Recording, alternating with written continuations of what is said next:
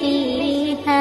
அஸ்ஸலாமு அலைக்கும் வரஹ்மத்துல்லாஹி வபரகாத்துஹு. கண்ணியமிக்க அல்லாஹுடைய நல்லடியார்களே, உங்கள் அனைவர்கள் பேரிலும் அல்லாஹுடைய சாந்தியும் சமாதானமும் என்றென்றும் உண்டாகட்டும் என்று கூறியவனாக சயீத் பின் அபில் ஹசன் ரஹிமஹுமுல்லா அவர்கள் கூறுகிறார்கள், நான் இப்னு அப்பாஸ் ரலியல்லாஹு தஆலா அன்ஹு அவர்களிடத்தில் இருந்தேன்.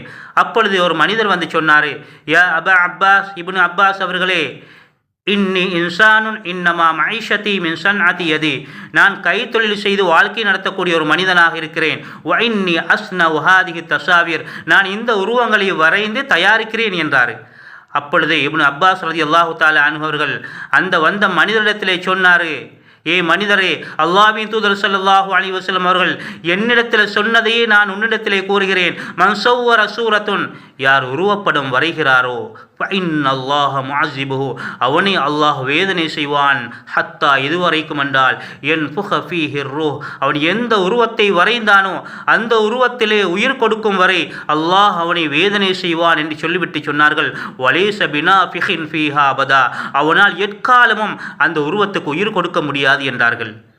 அப்பொழுது ஃபரபர் ரஜுலு ரபுவதன் ஷதீததன் வஸ்ஃபர்ர வஜ்ஹுஹு, கேட்டவர் அதிர்ச்சியுடன் பெருமூச்சு விட்டார். பயத்தாலுடைய முகமெல்லாம் மஞ்சள் நிறமாக மாறிவிட்டது. இதை புரிந்து கொண்டார்கள் இப்னு அப்பாஸ் ரலியல்லாஹு தஆலா அன்ஹு அவர்கள், நான் சொன்ன வார்த்தையும் ரசூலுல்லாஹுடைய வார்த்தையும் இவனுக்கு பிடிக்கவில்லை போல.